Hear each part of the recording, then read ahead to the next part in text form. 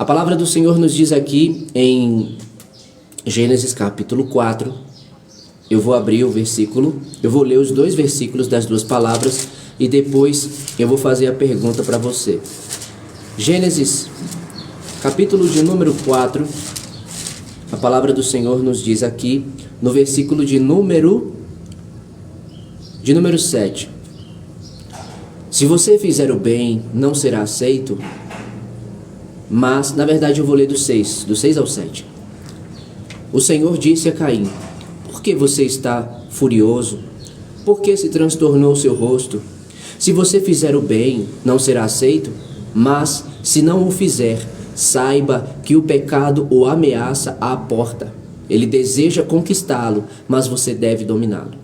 Agora vamos para a segunda palavra, que está lá em Apocalipse.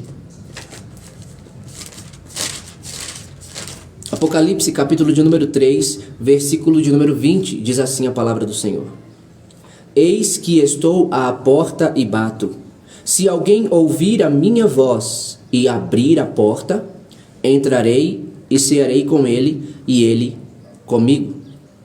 Então, baseado nessas duas palavras, Gênesis capítulo 4, versículos 6 e 7 e Apocalipse capítulo 3, versículo 20, eu faço uma pergunta para você. Para quem você tem abrido a porta? Para quem você quer abrir a porta? Para quem você vai abrir a porta? Você tem aberto a porta da sua vida para o pecado? Ou você tem aberto a porta da sua vida para Jesus? Porque ambos estão à porta. A palavra do Senhor diz que o pecado o ameaça. Veja, Gênesis 4, 7. Mas se não o fizer, saiba que o pecado o ameaça à porta. Ele deseja conquistá-lo, mas você deve dominá-lo. O pecado o ameaça à porta. Mas e Jesus? Lá em Apocalipse, capítulo de número 3, versículo 20, diz: Eis que estou à porta e bato. Então, para quem você tem aberto a porta da sua vida? Para o pecado ou para Jesus? Porque enquanto o pecado está à porta o ameaçando, querendo dominá-lo, Jesus, por outro lado, está à porta batendo, querendo cear com você. Ele não só está batendo, como ele também está falando, como ele também está chamando, porque ele disse: Eis que estou à porta e bato. Se alguém ouvir a minha voz. Então Jesus não apenas está batendo na porta, mas como também Jesus está falando. E a minha pergunta para você é essa: o que você está fazendo? Você está abrindo a porta da sua vida para o pecado, caindo na sedução e no engodo, no engano do pecado? Ou você está abrindo, ou você está ouvindo a voz de Jesus e abrindo a porta para Jesus entrar? Porque Jesus, Ele bate na sua porta, Ele bate na minha porta, Ele bate em nossa porta e diz: Filho, deixa eu entrar. Eu quero cear contigo. Eu quero te dar a vida, a verdadeira vida, a vida da liberdade. Somente em Jesus, irmãos, eu e você podemos ter uma vida completamente livre do engano do pecado, da escravidão do pecado, de toda a sedução do pecado. A palavra do Senhor vem nos dizer em Romanos capítulo 5, capítulo 6, capítulo 7, capítulo 8, todas as palavras do Senhor vêm nos dizer, especificamente esses 4 capítulos que eu falei, sobre o engano do pecado, quão terrível é o pecado e o que o pecado ele é e gera na minha e na sua vida. Especificamente no capítulo 7, a palavra do Senhor vem dizer que o pecado é terrível. Vem dizer que ele é uma força contrária àquela que a nossa mente ela prova. É uma força que se opõe, é uma inclinação da carne que se opõe àquela que a nossa mente aprova, ou seja, contra a vontade de Deus que está em nossa mente, que está em nosso coração. A palavra do Senhor vem nos dizer lá em Gálatas capítulo 5, que o pecado, ele luta contra o Espírito, que ele resiste contra o Espírito. Quando eu digo pecado, é porque lá a palavra fala carne, mas a carne não pode se opor ao espírito somente por ser carne. Como, por exemplo, quando Deus ele fala que não tem como ver a sua glória, porque senão morre. Por quê? Porque somos carne. Mas quando a palavra do Senhor ali diz que a carne, ela se opõe, ela milita, ela luta contra o espírito, ali está se referindo ao pecado que está na carne. Então, para quem você tem aberto a porta? Se até hoje você tem aberto a porta da sua vida para o pecado, se até hoje você tem caído nos enganos do pecado, tem deixado que o pecado te seduza, tem deixado que o pecado te aprisione, então a partir de hoje, reconheça os seus pecados, confesse-os a Jesus e se arrependa. Eu creio, e você também precisa crer, como diz a palavra do Senhor, que o perdão que Ele nos dá é completo, é total, é inteiro.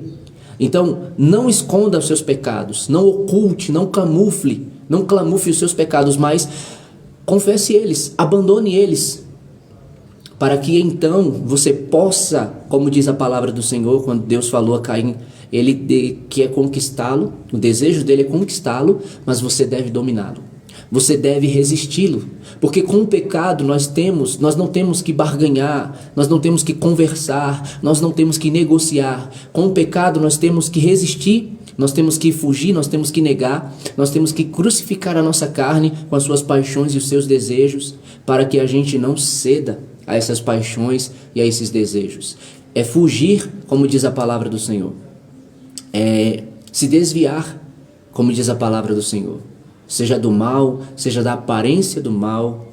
Então, abra o seu coração, abra a sua mente, abra a sua vida, a porta da sua vida, para que Jesus, ele entre e você venha cear com Jesus e Jesus cear com você. Ou seja, você venha ser completamente liberto pelo Senhor, você venha ser completamente liberta pelo Senhor, e essa liberdade de Jesus venha te trazer a alegria que a satisfação do pecado nunca te trouxe, e essa libertação de Jesus venha te trazer a felicidade, venha te trazer a paz que a satisfação do pecado nunca te trouxe e nunca trará, porque é apenas um momento da satisfação do desejo, que quando é realizado traz uma culpa, porque se fosse algo bom não traria culpa, não traria peso, não traria tristeza.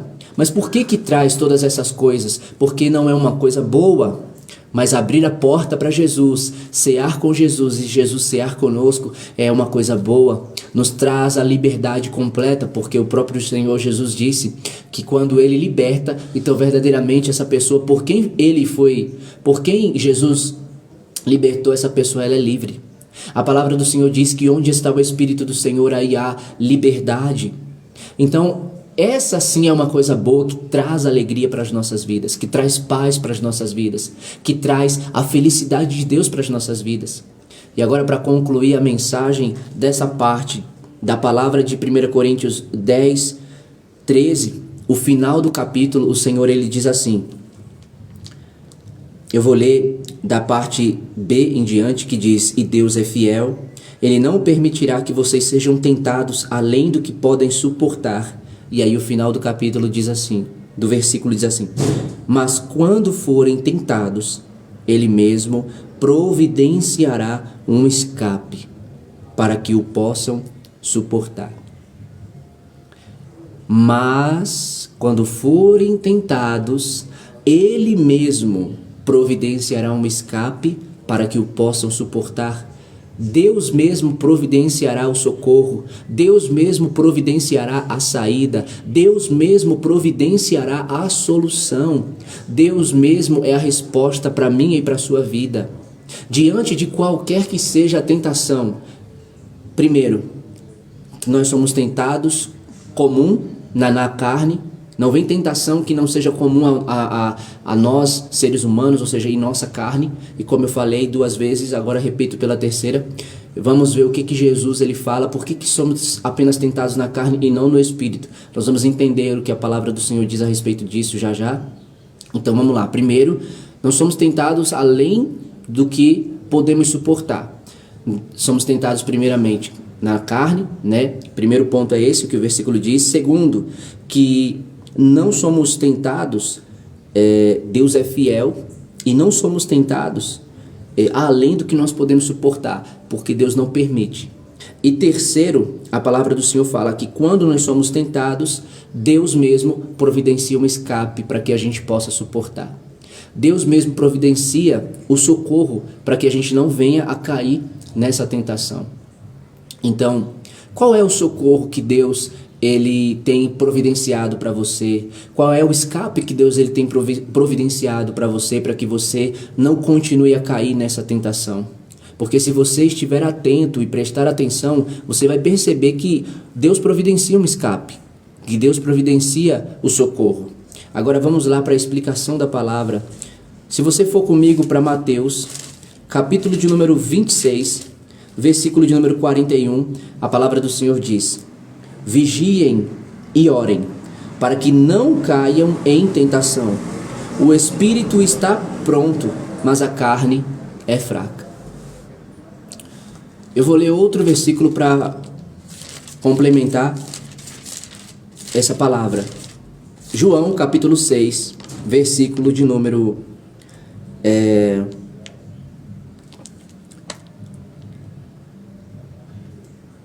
63.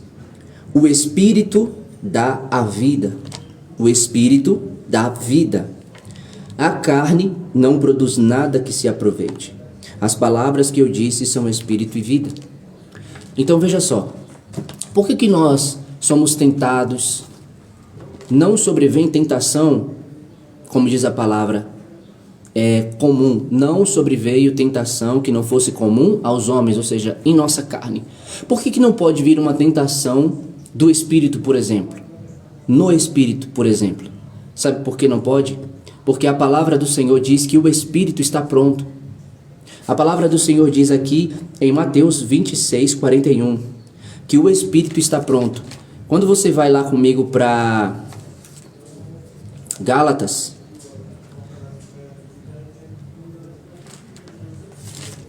capítulo de número 5, versículos 16 e 17, a palavra do Senhor fala assim: por isso digo, vivam pelo Espírito, e de modo nenhum satisfarão os desejos da carne. Pois a carne deseja o que é contrário ao Espírito, e o Espírito que é contrário à carne. Eles estão em conflito um com o outro, de modo que vocês não fazem o que desejam. E lá no versículo 24 e 25 diz: os que pertencem a Cristo Jesus crucificaram a carne. Versículo 18 ainda, continuando aqui, 16, 17 e 18, diz: mas se vocês são guiados pelo Espírito, não estão debaixo da lei. E lá no versículo 23, no final, quando fala a respeito dos frutos do Espírito, olha só, vou ler do início do 22. Mas o fruto do Espírito é amor, alegria, paz, paciência, amabilidade, bondade, fidelidade, mansidão e domínio próprio. Contra essas coisas não há lei. E aí o versículo 24 e 25, ele diz assim: os que pertencem a Cristo Jesus crucificaram a carne com as suas paixões e os seus desejos. Se vivemos pelo Espírito, andemos também pelo Espírito. Então, por que, como está aqui escrito, né, vem uma tentação comum, né, ao homem, ou seja, na carne, porque a palavra do Senhor diz que o Espírito está pronto, mas a carne é fraca, como eu li também aqui em João, capítulo 6, versículo 63, que diz: o Espírito dá vida, mas a carne não produz nada que se aproveite. As palavras que eu disse são Espírito e vida. Então, a tentação, eu vou até abrir aqui para poder compartilhar com os irmãos, Hebreus, capítulo de número 10, versículo de número 13. O início: não sobreveio a vocês tentação que não fosse comum aos homens. Ou seja, só vem tentação que é comum, ou seja, dessa carne. Por quê? Porque o Espírito, ele está pronto. E a palavra do Senhor, ela está nos ensinando, ela está querendo dizer que com essa prontidão do Espírito, eu não caio na tentação. Com essa prontidão do Espírito, eu venço a tentação. Eu não abro a porta para o pecado, para ele entrar em minha vida, mas eu dou o lugar a Jesus. Eu dou o lugar ao Espírito. Veja só, eu vou fazer a conexão novamente para ver se você compreende nessa linha de raciocínio contínua. Mateus 26, 41. Vigiem e orem para que não caiam em tentação. O espírito está pronto, mas a carne é fraca. E aí nós vamos lá para Gálatas 5, 16. Por isso digo, vivam pelo espírito e de modo nenhum satisfarão os desejos da carne. Percebeu? Enquanto que Mateus 26, 41, Jesus ele está dizendo que a carne é fraca, mas o espírito está pronto. Aqui diz, por isso digo.